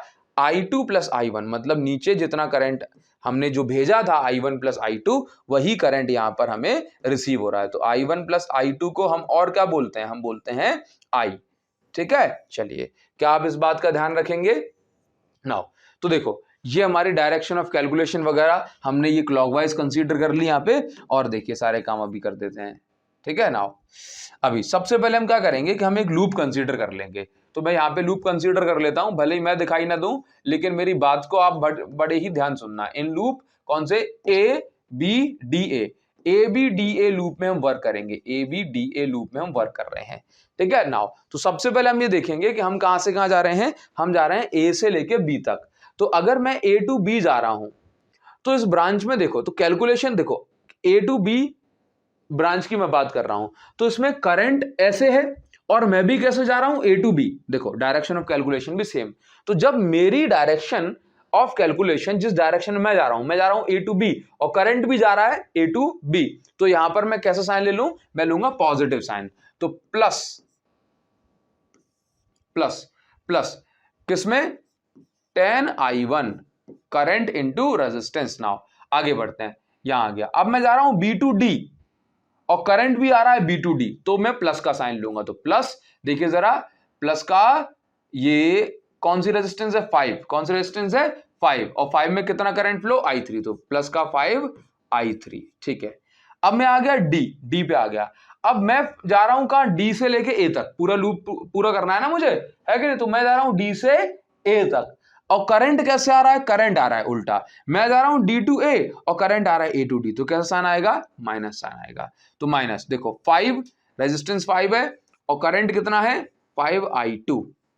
तो पूरे क्लोज लूप में कितना करंट? ये मतलब पूरे क्लोज लूप में क्या है भाई? 0 पोटेंशियल डिफरेंस होता है ना, अगर हम सबका सम करें तो। ये चलो हमें ये निकल के आ गया। ठीक है ना, इसके बाद तो ये हम बना सकते हैं कि भाई ये हमारी हो गई फर्स्ट इक्वेशन। ठीक है, अब हम बात करते हैं कौन से लूप में? अब हम बात कर लेते हैं भाई कि इन लूप, कौन से लूप में? देखो जरा, BCDB, BCDB, बस आपको यहीं पर फोकस करना है पूरा। B से लेकर C तक जाओगे, कहां से कहां? B से C तक, और करंट भी कैसे फ्लो हो रहा है? B से C, सेम डायरेक्शन में, हमारी डायरेक्शन करंट सेम है, तो प्लस साइन लो। तो प्लस का 5I1 minus I3, current into resistance, तो करंट इंटू रेजिस्टेंस। नाउ अब यहां से आ जाओ, C से लेके D तक आए, तो आप आ रहे हो C to D और करंट जा रहा है उल्टा। तो यहां पे देखो, आप क्या साइन लोगे? माइनस का साइन। तो माइनस का 10I2 प्लस I3। अब आ जाओ, अब आपको जाना है D to B और करंट आ रहा है उल्टा, आ रहा है, तो माइनस का माइनस साइन आएगा, माइनस का 5I3। क्लोज लूप में कितना है? Around a close loop change in potential difference is equal to 0। अगर मैं इसको फर्दर सॉल्व करता हूं तो देखिए जरा, सॉल्व करने पे क्या मिलेगा? तो मैं इसको सॉल्व करूंगा तो ये इतना मिलेगा, 5I1 -5i3 माइनस का 10i2 माइनस का 10i3 माइनस का 5i3 और ये इज इक्वल टू में 0। तो आप यहां से देखें, अगर जैसे मैं इसके थोड़े से बाहर निकालूं, जरूरत पड़ सकती है हमको बाद में, तो अगर मैं इसको यहां पे इसको सॉल्व करूं तो कितना हो जाएगा, देखो 5i1 और माइनस का 10i2, ठीक है, और ये कितना हो रहा है, माइनस का 20i3 इज इक्वल टू 0। ठीक है, एक बार और हम चेक कर लेते हैं। ठीक है, ठीक ठीक, चलो, तो ये बन गई हमारे पास इक्वेशन नंबर सेकेंड। चलो मैं दोनों इक्वेशन को एक जगह साइड में लिख देता हूं ताकि हमें कोई प्रॉब्लम ना हो। ये कितना है, 10i1 minus 5i2 plus 5i3। क्या करते हैं, यहां पे मैं नोट कर देता हूं, 10i1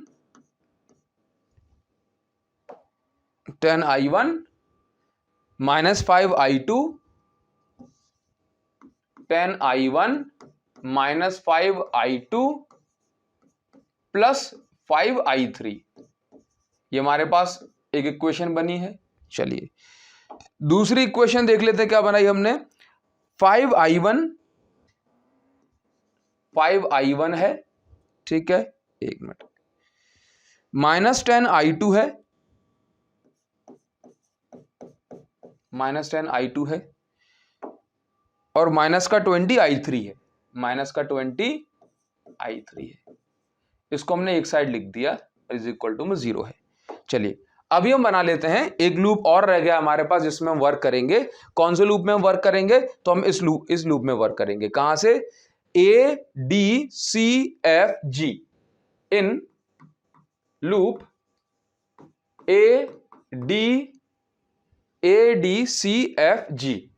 CFG। चलो ये i1 प्लस i2 को मैं एक बार के लिए यहां से हटा देता हूं ताकि हमारे पास जगह बन जाएगी। ठीक है, चलो ना अभी देखते हैं जरा। ए तक करेंगे तभी हमारा लूप पूरा माना जाता है। वापस से यहां से चल के वापस यहां तक ना हो। अब ए से लेके डी तक आ जाओ, कैलकुलेशन की डायरेक्शन वही रखेंगे, ये क्लॉकवाइज।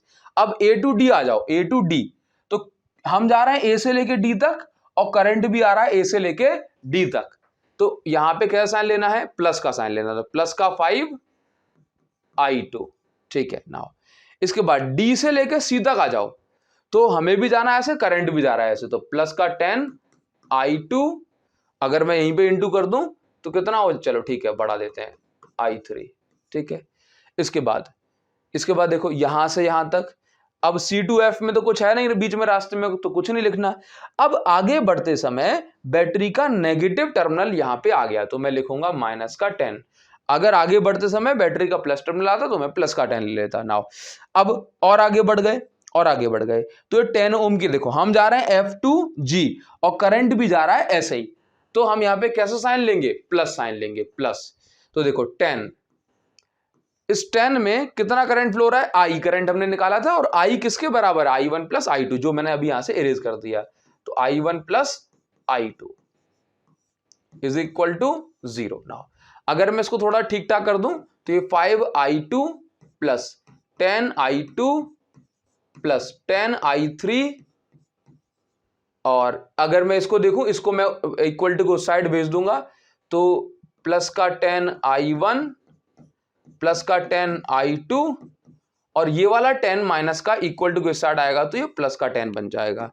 अगर मैं इसको फर्दर सॉल्व करता हूं सब सारी वैल्यूज को ऐड वगैरह करके, तो आप भी देखेंगे i1 वाली वैल्यू को पहले लिख देता हूं, तो ये 10i1 आ गया।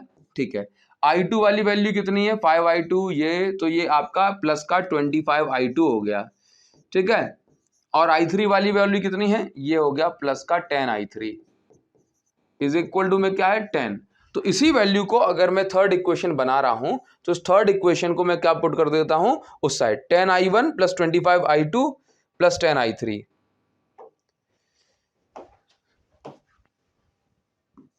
10 25 10, ये प्लस का, ये i1 ये I2 और ये I3 इज इक्वल टू 10। ठीक है, ये इस तरीके से हमने यहाँ पे इक्वेशन बना ली। अब इसके बाद हम क्या करते हैं कि इन इक्वेशंस को यहाँ पे सॉल्व करते हैं। लेट्स से ये अपने पास हमने नाम दिया था फर्स्ट इक्वेशन है, ये सेकंड इक्वेशन है और ये थर्ड इक्वेशन है। तो हम एक एक करके इन तीनों इक्वेशन को सॉल्व करेंगे और यहां पर हम एक काम करते हैं, यहां पर हमें एलिमिनेशन मेथड लगाना पड़ेगा। ठीक है, अब एलिमिनेशन मेथड कैसे लगाएंगे, तो उसके लिए हम एक काम करेंगे। लेट्स से हमारे पास फर्स्ट और second from equation 1 and 2, first और सेकंड इक्वेशन हम एक काम करते हैं, एलिमिनेशन मेथड का यूज करेंगे और यहां से I3 को हटा देते हैं। किसको? I3 को एलिमिनेट कर दो, I3 को एलिमिनेट कर देते हैं। ठीक है, तो I3 को एलिमिनेट कैसे करेंगे, तो फर्स्ट और सेकंड इक्वेशन में एक काम करते हैं, फर्स्ट इक्वेशन में इसको 20-20 बनाना है ना, तो कैसे करें कि एक काम करो कि इसमें हम 4 का इंटू कर दें और इसमें हम 1 का इंटू कर दें।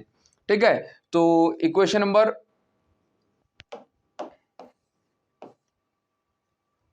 इसमें हमने कितने का इंटू कर दिया, फर्स्ट इक्वेशन में 4 का और सेकंड इक्वेशन में 1 का, तभी तो ये बैलेंस हो पाएगा। नाउ तो अगर मैं फर्स्ट इक्वेशन में 4 का इंटू करता हूं, देखिए जरा सभी लोग ध्यान से देखें, तो ये कितना हो जाएगा 40I1 minus 20I2 plus 20I3 is equal to 0। यहां पे देखो, यहां पे तो मुझे 1 का इंटू करना है ओनली, तो 5I1 as it is minus 10I2 as it is minus का 20I3 as it is equal to 0। यहां से इक्वेशन बनाएंगे, कैंसिल करेंगे, मतलब मैं ऐड कर देता हूं, तो ये अपने आप कैंसिल हो गया। तो अगर मैं ऐड करूंगा तो कितना बनेगा 45I1 माइनस का 30I2 इज इक्वल टू 0। ये मेरे पास बन गई एक अगली इक्वेशन, जिसको मैं फोर्थ इक्वेशन नाम दे देता हूं। क्लियर है? अब इसी तरीके से मैं क्या करूं, मैं यहां पे एक काम कर देता हूं कि ये जो थर्ड, मतलब एक और इक्वेशन बनाएंगे जिसमें से हम I3 और हटा देते हैं, जैसे कि इन दोनों इक्वेशन में वर्क करूंगा मैं। तो देखो मैं यहां पे लिख देता हूं from equation second and 3, 2 and 3। अब देखिए इन दोनों से इक्वेशन बनेगी, उसमें भी हम I3 को नेग्लेक्ट करेंगे। कैसे करेंगे जरा देख लेते हैं। तो अगर मैं इन दोनों से हटाना चाह रहा हूं तो मैं एक काम कर देता हूं कि इस थर्ड वाली इक्वेशन में 2 का इंटू कर दूं, तो ये 20 हो जाएगा। तो थर्ड वाली इक्वेशन में 2 का इंटू कर दिया, थर्ड में मैंने 2 का इंटू कर दिया और फर्स्ट में मैंने 1 का इंटू रखा। तो अगर मैं थर्ड इक्वेशन में, सेकंड इक्वेशन में अगर 1 का इंटू करता हूं तो ये क्या बनेगी, एज इट इज 5। देखिए जरा 5I1 माइनस 10I2 और माइनस 20, मैं बीच में खड़ा हूं ताकि आपको दोनों साइड का दिखाई पड़े, इज इक्वल टू 0। ठीक, उसके बाद अगर मैं इसमें सेकंड इक्वेशन 2 का इंटू कर दूं तो ये बनेगा 20I1, क्लियर, ये बनेगा 50I2, ये बनेगा 20I3 इज इक्वल टू 0। दोनों को ऐड कर देंगे, यहां पर भी ऐड हुआ था ना, तभी तो कैंसिल हुआ। तो यहां पे मैं लिख देता हूं ऐड किया है हमने, 45 हो गया था माइनस को 30 हो गया था। ठीक है ना, अभी देखिए तो यहां पर देखो जरा, तो ऐड करूंगा तो 25I1 प्लस का 40I2, ये 0। अच्छा थर्ड इक्वेशन जो है, एक मिनट, थर्ड इक्वेशन जो है इसमें हमने 2 का इंटू करा है ना, तो यहां पे 20 हो जाएगा, तो इक्वल टू में क्या आ गया 20। ये बन गई मेरे पास इक्वेशन नंबर 5। क्लियर है? नाउ अभी देखिए यहां पर अब मैं क्या कर सकता हूं, फ्रॉम इक्वेशन 4 एंड 5, फोर्थ और फिफ्थ इक्वेशन में वर्क करूंगा। तो फोर्थ इक्वेशन में देखो क्या लिखा है, 45I1 माइनस 30I2, यहां पे क्या लिखा है 25I1 plus 40I2 equal to 0 equal to 20। यहां से ना मुझे I1, अगर मैं I1 की वैल्यू निकाल सकता हूं, I2 की वैल्यू निकाल सकता हूं, तो मैं एक काम कर दूं यहां पे कि इन दोनों को बराबर कर दूं। तो ये बराबर कैसे होंगी, फिर से यहां पर फिर से एलिमिनेशन मेथड लगाऊंगा। इस इक्वेशन में 3 का इंटू कर दिया और इस इक्वेशन में सॉरी ऐसा कर लेते हैं, दोनों को बराबर करना है तो इस इक्वेशन में 4 का इंटू कर दूं, इस इक्वेशन में 3 का इंटू कर दूं। ऐसा करने से ये 120 हो जाएगा, ये भी 120 हो जाएगा, तो यहां से I2 कैंसिल हो जाएगा। तो नई इक्वेशन जो बनेगी हमारे पास वो कितनी हो जाएगी, ये देखो, इसमें अगर 4 का इंटू हो गया तो ये बन गया मेरे पास 180 I1 बन जाएगा, 416 4 5 20, ठीक है, माइनस ये हो गया 120 I2, ये हो गया 0, ठीक। इसके बाद यहां पर क्या बन जाएगा, 25 में 3 का इंटू हो गया 75 I1 और प्लस का 120 I2 इज इक्वल टू ये 60, ठीक। इसके बाद देखो जरा, यहां पर ये हमारे पास इक्वेशंस बन गई। अब इसके बाद हम क्या कर सकते हैं, ये कैंसिल हो गया, ऐड कर दिया सिंपल, ये कितना हो गया 250, 255 I1 इज इक्वल टू 60, ये बन रहा है 255 I1 इज इक्वल टू 60। यहां से मैं क्या करूंगा, I1 की वैल्यू अगर मैं निकालता हूं तो कितनी हो जाएगी 60/255। मैं यहां से अगर डिवाइड कर रहा हूं इसको तो यहां पे देखो 12 आ जाएगा अपॉन में 5 से अगर मैं कैंसिल कर रहा हूं तो ये 12 आ गया और ये कितना हो गया 5 5 25 और ये 51, तो ये आपके पास आ गया 12/51। मैं इसको फर्दर अगर कैंसिल करूंगा 3 4 जा और 3 17 जा, तो I1 की जो वैल्यू जो हमने निकाल दी है ये कितनी है 4/17 एम्पियर। इसी तरीके से आप I2 की वैल्यू निकालेंगे। अब कोई भी इक्वेशन ले लो, लेट से आपने ये इक्वेशन ले लिया आसान वाली 75 I1, या ये वाली ले लो, अब ये थोड़ी ज्यादा आसान लगेगी, ये 25 I1 प्लस 40 I2, मतलब आप इसको बोलो फ्रॉम इक्वेशन नंबर 5। सॉरी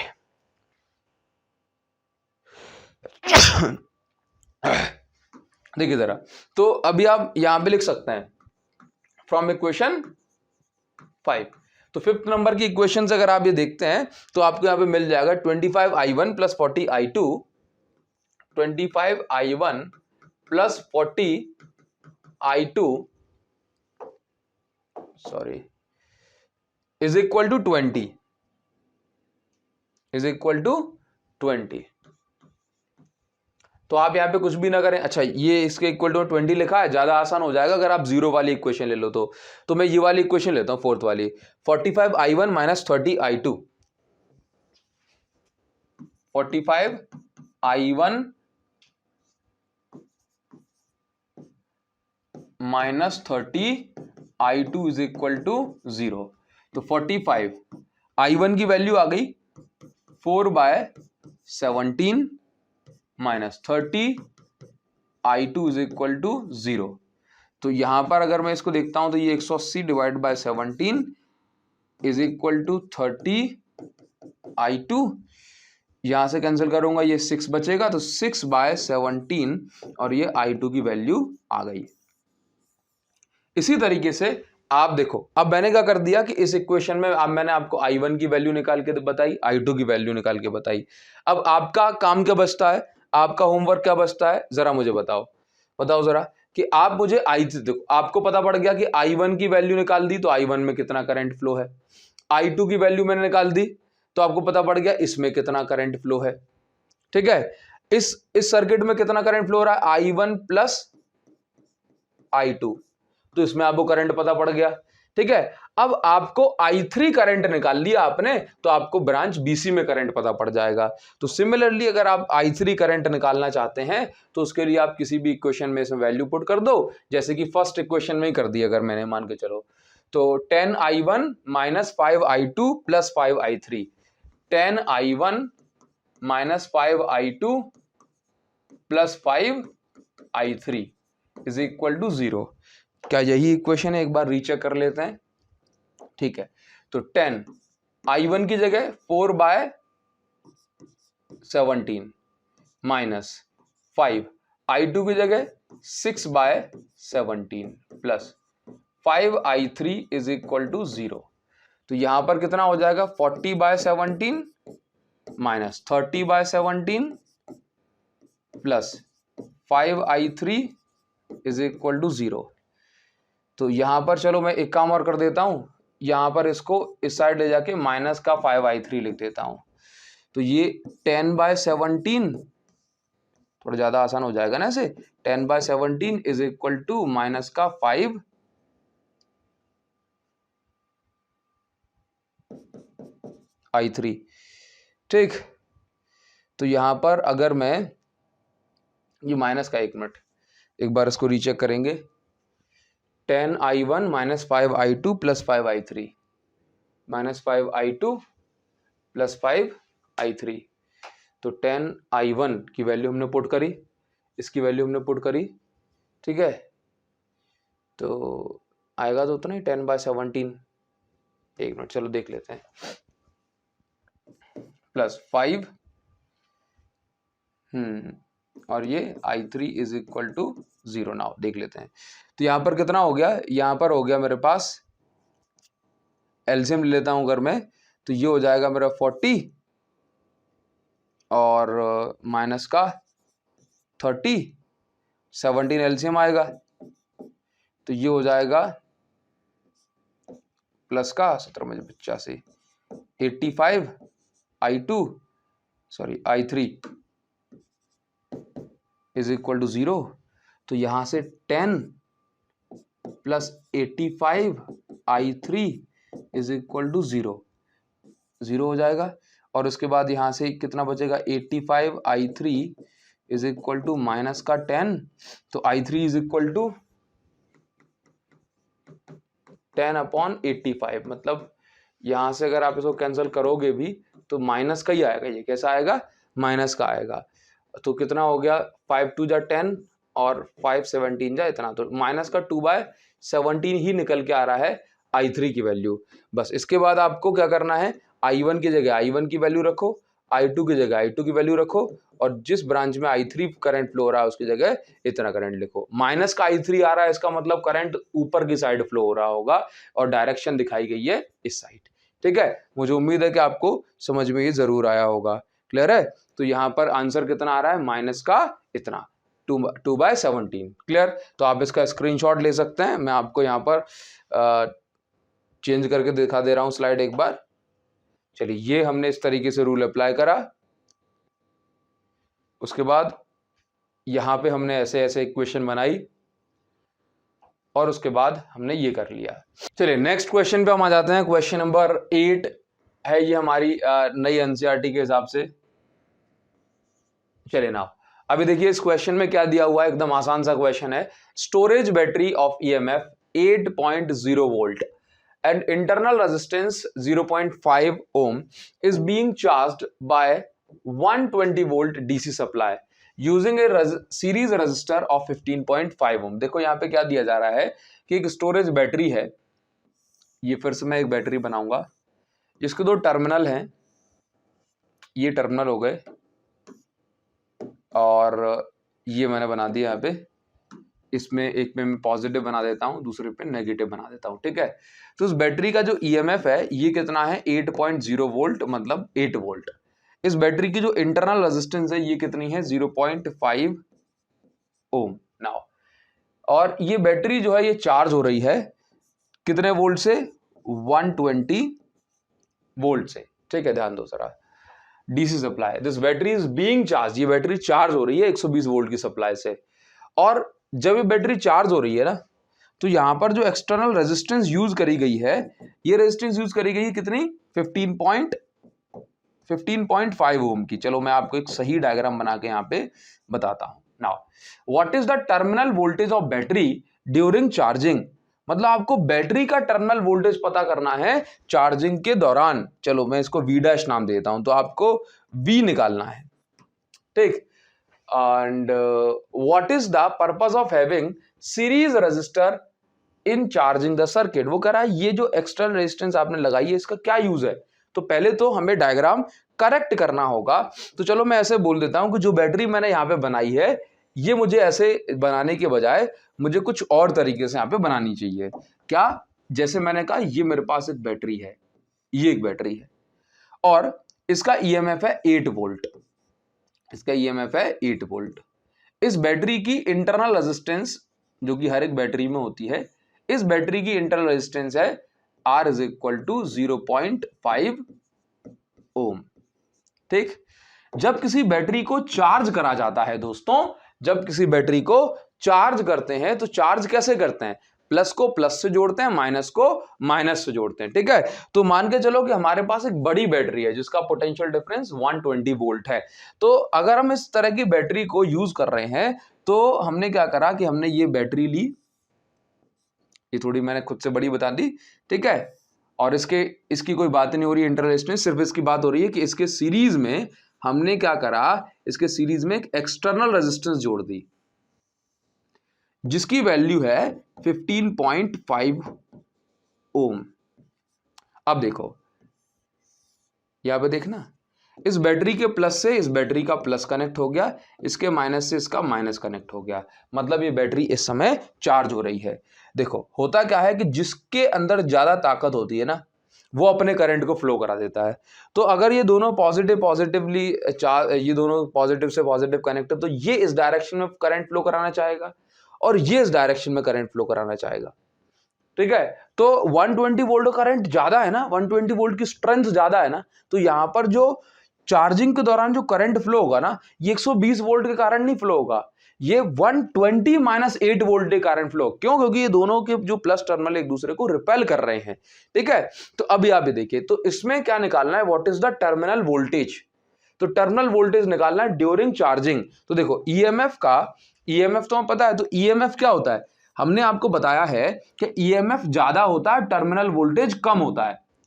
ठीक, लेकिन टर्मिनल वोल्टेज ज्यादा होता है ड्यूरिंग चार्जिंग, रिचार्जिंग, जब सेल को रिचार्ज करते हैं, चार्ज करते हैं, तो उस समय ईएमएफ से ज्यादा होता है टर्मिनल वोल्टेज। तो उस समय फॉर्मूला लगता है, देखो नॉर्मल फॉर्मूला क्या होता है, E is equal to V plus I are.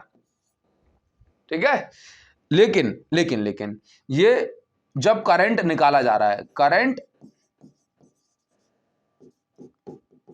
Is drawn, ये करंट इज बीइंग ड्रॉन, जिस समय करंट निकाला जा रहा है उस समय इस पे से ये फॉर्मूला लगता है, और जिस समय इस सेल को रिचार्ज करा जा रहा है उस समय ये फॉर्मूला लगेगा।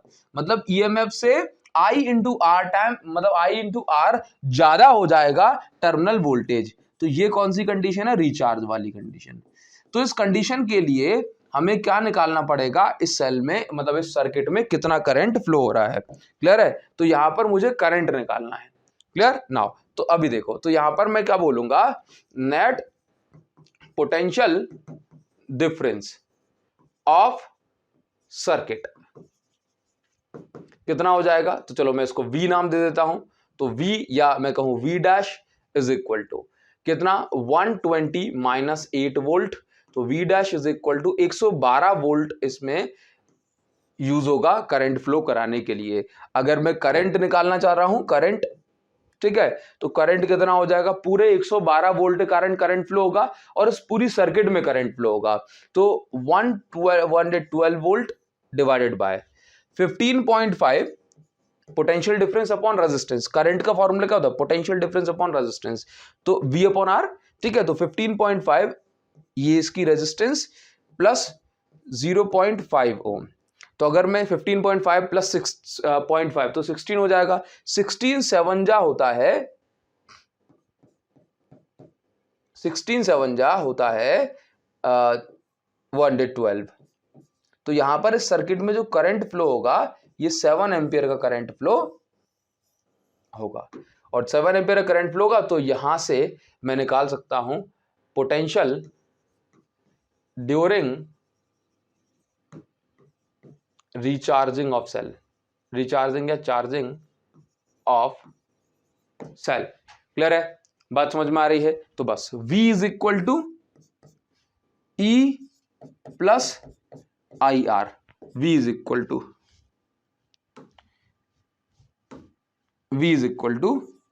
E की वैल्यू है 8 plus 7 into 0.5, V is equal to 11.5 volt. ठीक है, ये बात क्लियर हो गई। नाउ इसमें क्या पूछ रहा है, एक और चीज ने पूछी है, what is the purpose of having series register in during recharging. तो पूछ रहा है कि भाई ये जो आपने सीरीज में रेजिस्टेंस लगाई है इस बड़ी वाली बैटरी की, इसका क्या यूज है? इसका ये यूज है कि अगर रेजिस्टेंस नहीं होगी ना सर्किट में ज्यादा, तो फिर क्या होगा, तो इस सर्किट में एक डेंजरस कंडीशन, मतलब देखो बहुत ज्यादा हैवी करंट फ्लो होने से क्या हो जाता है, शॉर्ट सर्किट हो जाती है ना। जब सर्किट में रेजिस्टेंस नहीं होती तो शॉर्ट सर्किट हो जाती है। बहुत ज्यादा एक्सेसिव करंट जब कम टाइम में फ्लो होता है तो वहां पे आग लगने के चांसेस, हीट ज्यादा प्रोड्यूस होने के चांसेस बहुत ज्यादा बन जाते हैं। ठीक, तो आप यहाँ पे लगा सकते हैं बाय यूजिंग, लिख सकते हैं by using series resistor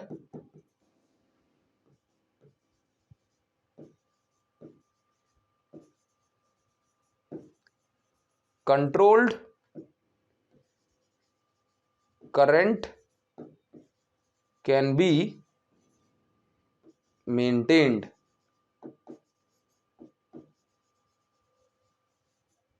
instead of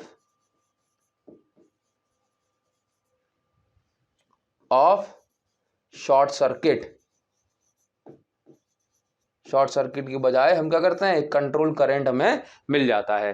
ठीक है, शायद हो सकता है आपको दिखाई ना पड़ रहा हो, लेकिन आप इसको अब दिखाई दे जाएगा इंस्टेड ऑफ शॉर्ट सर्किट। ठीक, आप इसका स्क्रीनशॉट ले सकते हैं। देन हम आ जाएंगे नेक्स्ट क्वेश्चन पे। क्लियर है? देन हम आ जाएंगे नेक्स्ट क्वेश्चन पे। आप इसका स्क्रीनशॉट ले लो। ठीक है, आगे बढ़ जाते हैं और ये आ जाएगा क्वेश्चन नंबर 9 और इसके बाद एनसीईआरटी के ये क्वेश्चंस हो जाएंगे कंप्लीट। देन जो नेक्स्ट क्वेश्चन जो हमें दिए जा रहे हैं ना, जो कि एडिशनल में आप मान सकते हैं, वो series and parallel combination of resistance है, वो मीटर ब्रिज से, वो पोटेंशियोमीटर से है। तो एडिशनल एक्सरसाइज के सिर्फ हमें वही क्वेश्चन करना है जो डिलीटेड सिलेबस में नहीं है। ठीक है, तो इसमें बाकी क्वेश्चंस सारे डिलीटेड सिलेबस हैं, तो उसके हम एडिशनल एक्सरसाइज नहीं करेंगे।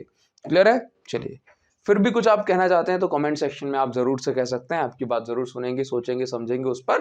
ठीक है, चलिए तो क्वेश्चन नंबर 9 पर हम आ जाते हैं। चलिए, तो क्वेश्चन नंबर 9 पे क्या दिया हुआ है जरा पढ़ लेते हैं।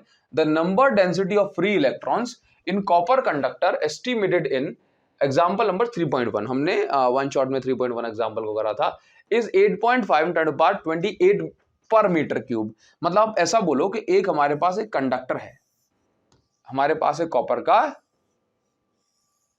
एक कंडक्टर है और इस कॉपर कंडक्टर में जो फ्री इलेक्ट्रॉन डेंसिटी है, मतलब पर यूनिट वॉल्यूम में जो फ्री इलेक्ट्रॉन है वो कितने हैं, 8.5 × 10⁻28 इलेक्ट्रॉन्स या 28 free electrons per metre cube. तो एन की वैल्यू में मिल गई। Now how long does electron take to drift from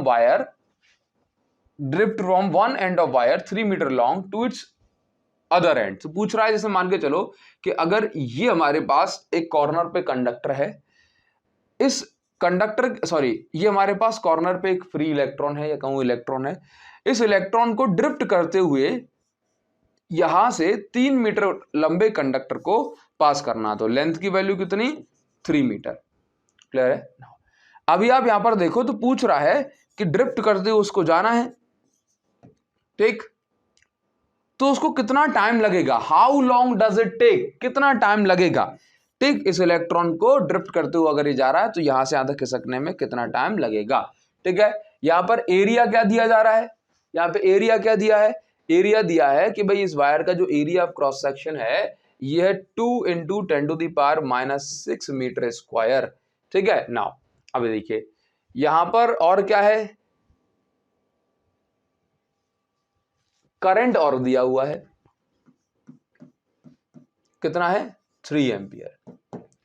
ठीक, कितना टाइम लगेगा, तो बहुत सिंपल सी बात है, टाइम का फॉर्मूला क्या होता है, टाइम का फॉर्मूला होता है डिस्टेंस अपॉन स्पीड। तो time is equal to, distance कितनी है, डिस्टेंस है एल, है डिस्टेंस एल, तो मेरे पास 3 मीटर का वायर है। स्पीड, इलेक्ट्रॉन किस स्पीड से आगे बढ़ते हैं, तो इलेक्ट्रॉन ड्रिफ्ट स्पीड से आगे बढ़ते हैं, ड्रिफ्ट वेलोसिटी से। तो इस फॉर्मूले में काम जो है वैल्यूज पुट करूंगा, आंसर आ जाएगा। टाइम मुझे निकालना है, फाइनली ये मुझे निकालना है, इसमें मुझे लेंथ पता है, बस ड्रिफ्ट वेलोसिटी नहीं पता।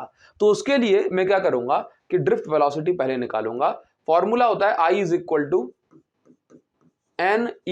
NEABD। तो यहां से फॉर्मूला जो ड्रिफ्ट वेलोसिटी का बनेगा ये हो जाएगा I अपॉन NEA, क्लियर। तो ड्रिफ्ट वेलोसिटी का जो फॉर्मूला बन रहा है ये बन रहा है I की वैल्यू कितनी है 3, N की value 8.5 × 10⁻28, charge on electron 1.6 × 10⁻19 coulomb, और एरिया भी हमें दिया हुआ है 2 × 10⁻6 मीटर स्क्वायर।